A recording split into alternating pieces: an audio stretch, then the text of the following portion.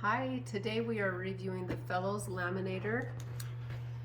I have had this for many years, probably close to 10 years, and it is still working the same as it was brand new. It came with these protectors that you can put the laminating sheets inside of here if you want to keep all the pieces close, but I'm doing bigger pieces, so I don't need to keep it all together, but you can just put it right in and it starts to do it. It can do hot laminating or cold laminating.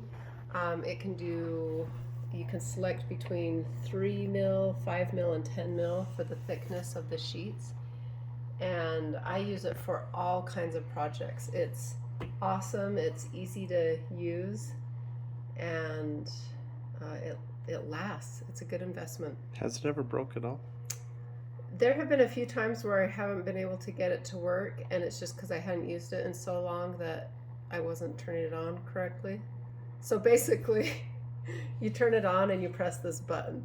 Like That's hard. But I think it was all user error. It wasn't machine error. And what do you do to avoid bubbles in the lamination? So you can see, like, I guess there are a few that showed up, but that's because there was something on the picture. What I do is I try to make sure my area is clean, so there's no dust.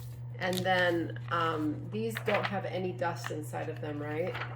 So when you open it up, you just make sure there's no dust on it. You open it up and put it right in, and then close it right away. You don't want to touch it a lot with your hands because that introduces hairs or dust particles, things like that. Cool. And you like it? I love it. It's been great.